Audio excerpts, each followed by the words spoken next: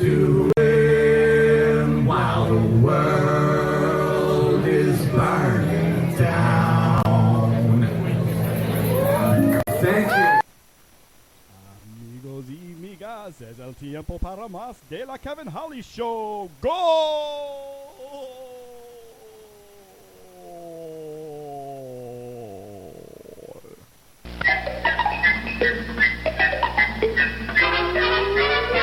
I cannot accept that course of action. I cannot accept that course of action. My computer is the best on earth. Does not compute. Does not compute. Danger, Will Robinson, danger.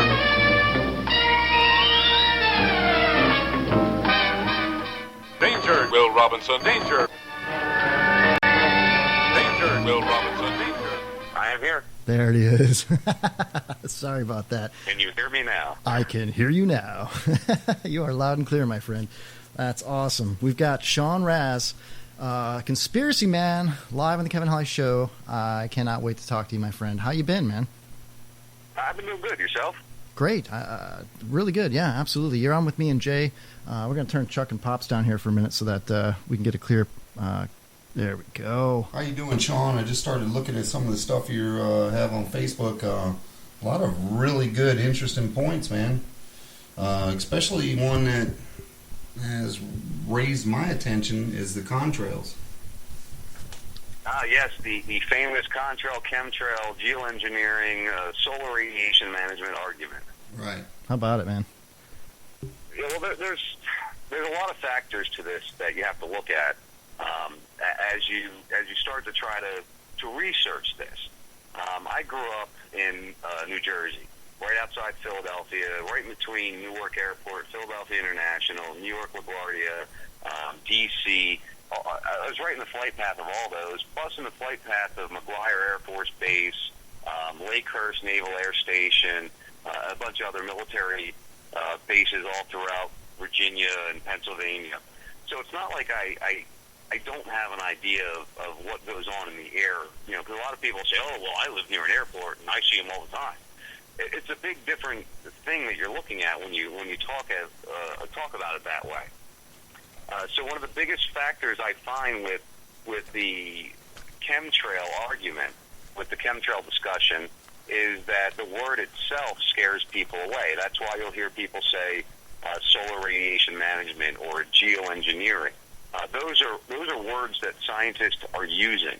Those are words that they are discussing using to stop the global warming epidemic, whether you believe in that or not. Right so on. It's directly tied in with global warming. It's an entire political agenda, basically. Oh, by far. Well, and I I'm mean, sure. basically, it is a complete and total political agenda, not basically. Okay, so is this on a national level in the United States, federal? This is something that's going on around the entire world, then?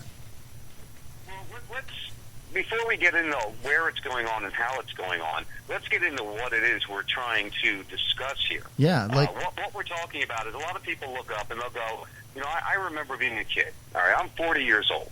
I remember being a kid and laying on the grass when I was about 6, 7, 8 years old, and my friends and I would pick out planes in the sky, and we would have races. And we would see which one of our planes, which was leaving the short little line behind it, would beat, would win the race. Right. And the lines were short. They never were more than 3 or 4 plane lengths behind the airplane. I never saw these lines that went horizon to horizon, spread out into these weird clouds we're seeing nowadays. So that's my basis on my belief of it. Now, I was a Navy SEAL cadet when I was 13 to 18 years old. I trained as an airman when I was there, which means I trained with aircraft. I learned about the workings of aircraft. I went into the Army when I was 23 years old. Nice. I didn't really do any aircraft training there, but I was involved in a lot of different things in the military, is the point I'm trying to make. I was an EMT for 10 years, a volunteer EMT in the town I lived in New Jersey.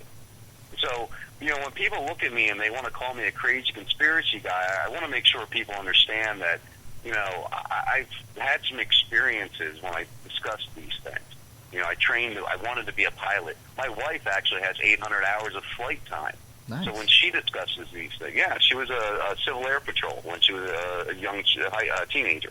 Sean, I got to So tell keep you. that- I got to tell you real quick. I was a member of the Civil Air Patrol. I lived for about 8 months in Washington State, right in Gig Harbor, right out of Seattle.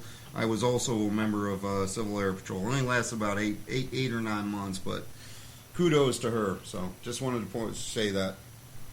Yeah, thank you, man. I appreciate that. And all I'm trying to do is just try to put there's a lot of people out there, and I don't know, Kevin, who listens to your show, but I know you're a Shannon Burke fan. I know that's where you found me at, Yeah. and how we became communicating with each other.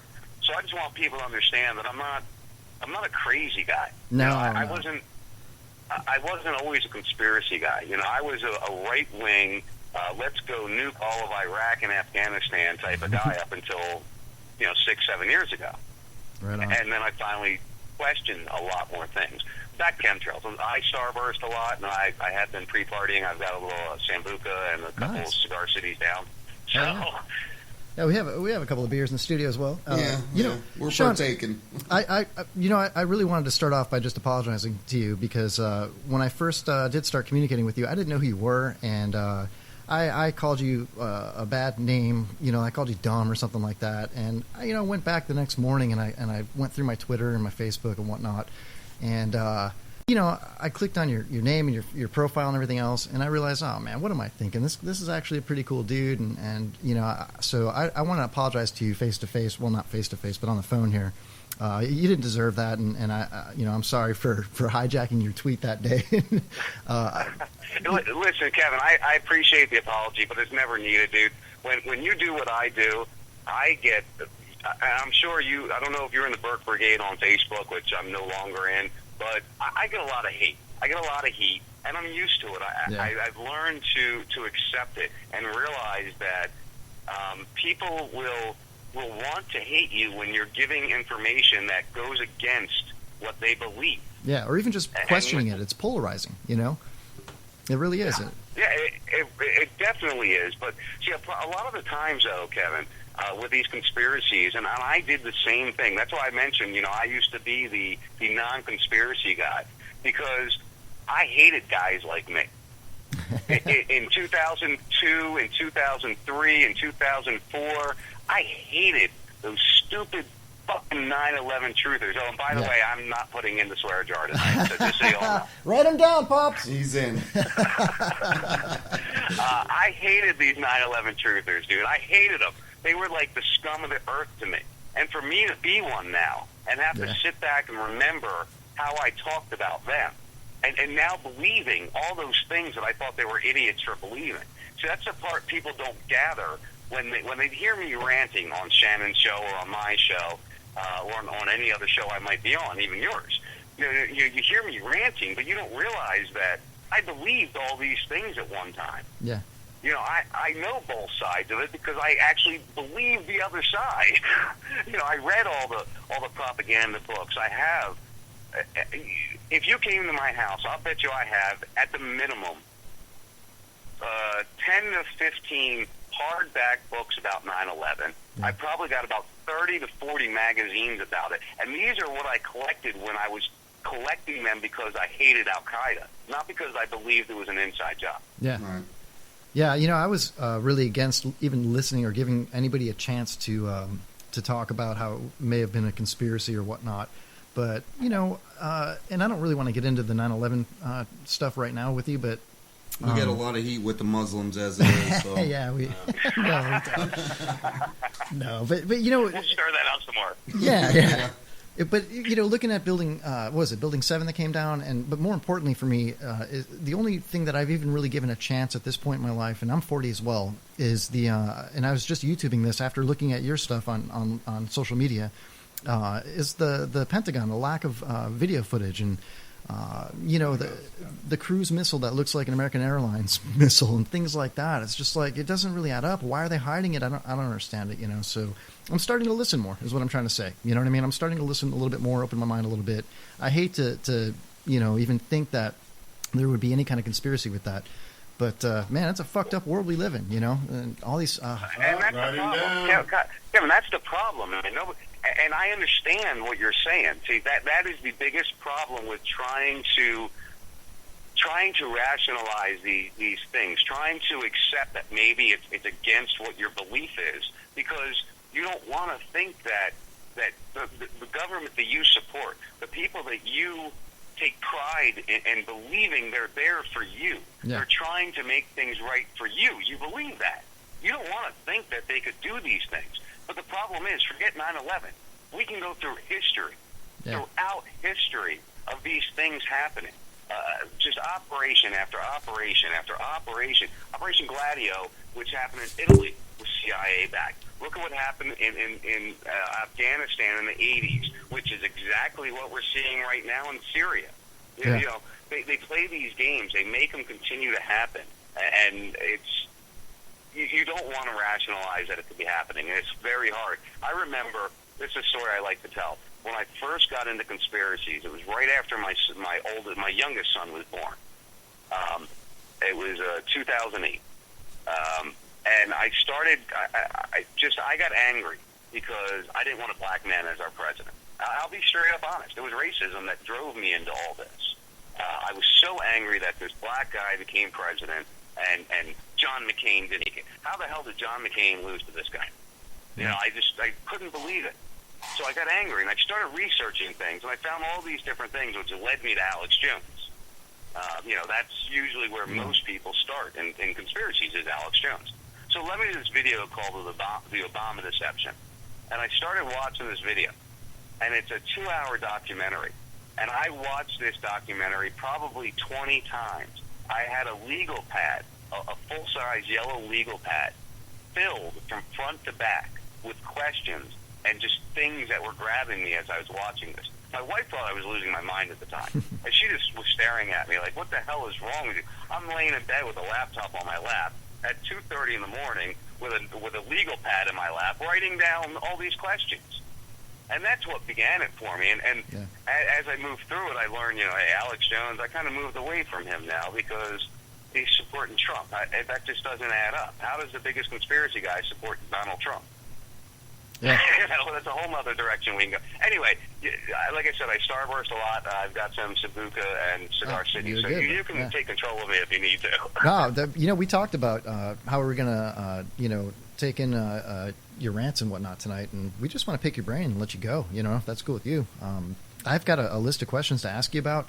I kind of want to go back just real quick because we were talking about it earlier. Back to the chemtrails and the contrails, just to explain to people the difference. Now, aren't the contrails like water vapor and aerosol, but the chemtrails have some kind of different chemical compound so it doesn't evaporate? And they were talking about, you know, dimming the planet so that people don't get melanoma cancer and stop the effects of global warming and things like that. What are your real thoughts on that? I mean, do you believe what the ICA is saying, or do you think that they're just pumping a bunch of bullshit out there and they have their own agenda? Well, keep in mind, I've believed in chemtrails since about 2009, 2010. I've studied them. I've looked into them. We've always called it an aerosol. And I don't know, you said you listened to my show from the 22nd where I did my big rant about the new study that came out.